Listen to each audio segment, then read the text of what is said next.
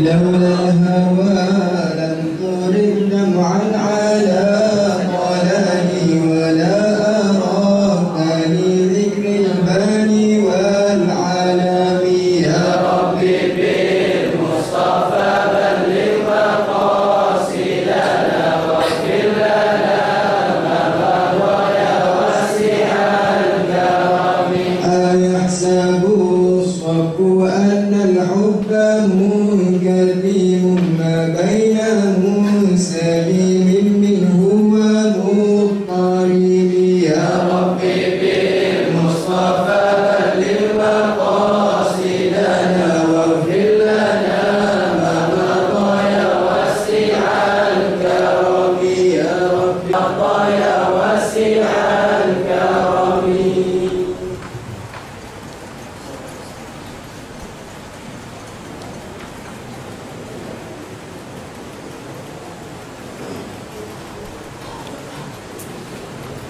Dan Nabi Musa ni salah satu Nabi yang kita kira pelik, kerana Tuhan didik dia ni.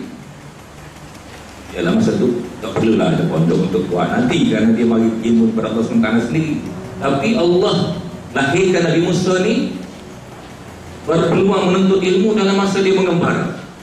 Dengan cara dia merantau tinggal rumah tangga dia, bahkan negeri dia, mengembara pula dia dapat ilmu. Kali pertama ialah di Tursina. Wahal ataka hadithu Musa idra'a naran, sampai akhir dia. Ilmu yang kita lihat ada dalam awal surah Taha, ilmu dan juga tarbiyah yang diberikan oleh Allah SWT. Ilmu satu perkara, ilmu tu boleh jadi orang boleh belajar mana-mana, tetapi tarbiyah membiasakan seseorang dengan sesuatu benda, dengan sesuatu tabiat, dengan sesuatu perbuatan. Allah tarbiyah dan berikan ilmu kepada Nabi Musa di Tursina dalam awal surah Taha. Kalau kita baca awal surah Taha, start daripada wahal ataka hadithu Musa, start daripada ayat tu kita boleh lihat kurikulum pendidikan yang diberi oleh Allah SWT. Walaupun kurikulum pendidikan ribu tahun dulu, tapi saya rasa moden lagi, canggih. Ilmu yang diberi oleh Allah dan modul yang diberi oleh Allah dalam pendidikan Nabi Musa di Tursina adalah amat canggih. Bermula daripada penanaman akidah, ana rabbuk, dari segi rububiyah, ana rabbuk fasla'an alaih, dua sekali. Dari segi rububiyah, ana rabbuk, aku adalah pengasuhmu, pendidikmu, penciptamu, orang yang buatmu, yang jagamu. Fasla'an alaih, mu kena jaga kebersihan, mu nak naik masjid kena buka kasut. Sebab tu setengah-setengah orang kasut ni sangat hina. Baru ni yang bagi di Hyderabad, di India, di masjid dia panggil Masjid Mekah. Masjid Mekah di Hyderabad ni dibuat dalam 300-400 tahun dulu. Dia pahat batu-batu daripada batu bukit, dia usung batu bukit, buat buat dinding, buat apa. Masjid dia daripada batu 30 kaki dalam tanah. Dia punya tapak dia, daripada tapak 30 kaki dalam tanah tu dia bina dengan batu, pakai besar masjid. Nak masuk masjid, dia suruh buka kasut. Tak apa nama dia buka kasut, daripada jauh-jauh dah buka kasut. Pada masa yang sama, kambing duduk lalu di masjid tu, duduk tengok situ, dia tak kisah buka kasut tu. Kerana bagi orang India, kasut ni satu benda yang sangat jijik. Kalau orang boleh pakai kasut pada seseorang, habis.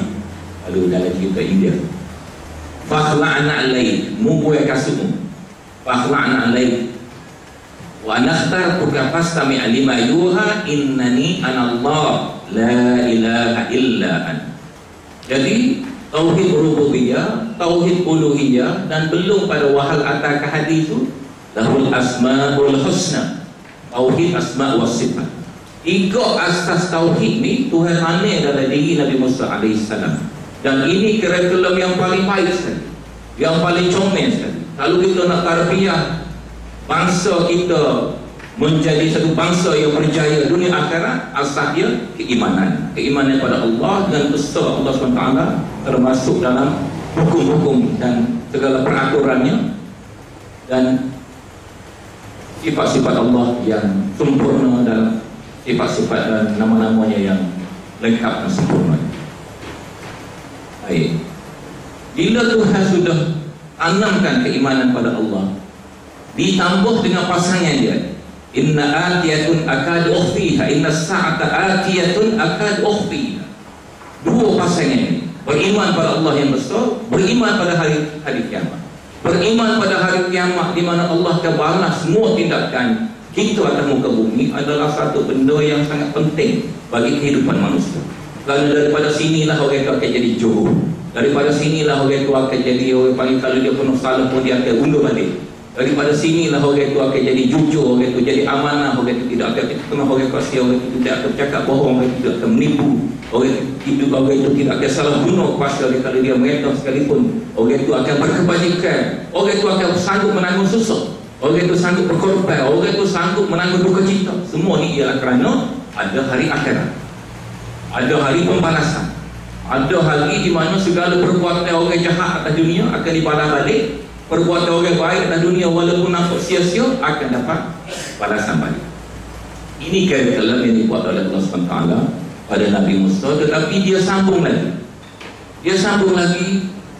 Ujung tu lain daripada Allah SWT beri mukjizat yang khusus pada para Nabi. Kita nak dapat mukjizat balik. Tetapi ujung dia, lepas izhab ila Fir'aun, mu kena berjuang. Lepas pada mu beriman kuat, percaya pada hari akhirat, mu kena berdakwah, mu kena bergerak dalam masyarakat, mu kena mengembangkan akidah yang suci ini. Izhab ila Fir'aun, mu kena pergi jumpa dengan raja sekalipun kalau raja itu belum beriman, mu jumpa dengan anggota masyarakat yang tak beriman lagi. Dan kerana itu perlu ada persiapan lain. Perlu ada persiapan lain. Persiapan pertama, Rabbi syrah li sadri, lapangkanlah dada saya. Kalau pemimpin tak lapar dada, rubuh catuk daripada awal. Datuk Haji Umar ni, kalau dia tak lapar dada, tak boleh jadi yang berhormat ni. Kerana berapa kali kalah, masa depan gelak gelemah. Tahun 82 gelak gelemah. Tak kenapa? So kalau berkata Malaysia nak meledi pacok pun gelak gelemah. Tahun 82 tu habis-habis gelak. Tetapi kerana keyakinan, kerana perintah daripada Allah SWT, izhab ila Fir'aun ni perintah. Belah mana gelap, belah mana payah, belah mana susah, mu kena melakukan tugas. Lepas habis ngaji esok, adik-adik tak duduk cokok dalam pondok saja, duduk cokok dalam pondok tunggu orang mari saja, betul juga. Tapi dalam tim ni, mu jangan tunggu dalam pondok saja. Mu kena keluar daripada pondok lepas pada mu ngaji di Tursinan ni, izhab ila Fir'aun. Mu kena pergi jumpa akta kepada Fir'aun sekalipun. Kalau Fir'aun ada, kalau Fir'aun tak ada, wakil dia lah. Wakil Fir'aun mati yang ada di Malaysia, ada mana ni, anak cucu dia. Kerana Fir'aun itu, orang kata ciri Fir'aun tu hidup sepanjang zaman. Fir'aun mati dah, tapi perangai Fir'aun akan jaki kau itu, jaki kau ini, jaki kau itu, ada tiap-tiap masa. Baik. Rabbi syrah li sadri, lapangkan dada saya. Wa yassir li amri, mudahkan urusan saya. Mudah urusan ni dengan pertolongan Tuhan pun satu cara, dengan cara yang betul pun satu cara. Dengan tahu kaedah-kaedah bagaimana kita nak menguruskan benda sehingga benda itu jadi mudah, satu cara. Jadi ilmu pengurusan tu pun penting. Dan kebetulan pula Nabi kita, Nabi Musa, dia kena minta dulu Rabbi syrah li sadri. Dalam kisah Nabi kita, Nabi Muhammad SAW, Tuhan kata tu, alam nasyrah laka sadrak. Kalau ada Nabi minta lagi, Tuhan sudah lapangkan dada Nabi kita SAW. Ini antara ayat yang diguna menunjukkan ketinggian Nabi kita terhadap para Nabi yang lain. Dalam kisah Nabi Musa, dia kena doa dulu lapar dada dia. Dalam kisah Nabi Muhammad SAW, tak ada dia doa lagi, Tuhan kata, aku lapar dah dada. Wa yassir li amri wahlul 'uqdatam min lisani yafqahu qawli. Lidah kita, alat kita yang paling penting dalam berdakwah, dalam mengajar, ialah lidah kita. Kalau lidah kita fasih, orang boleh faham dengan mudah.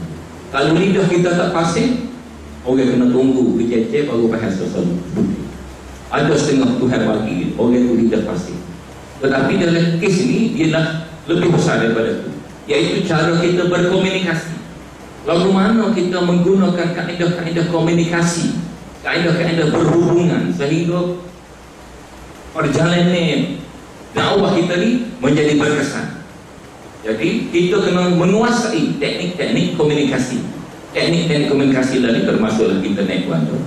Termasuklah orang panggil ke semua ni, saya tukar moden yang ada alat-alat moden lagu ni. Alhamdulillah, maknanya kita berjalan sekali dengan masa dari segi pemodenan penggunaan teknik-teknik baru.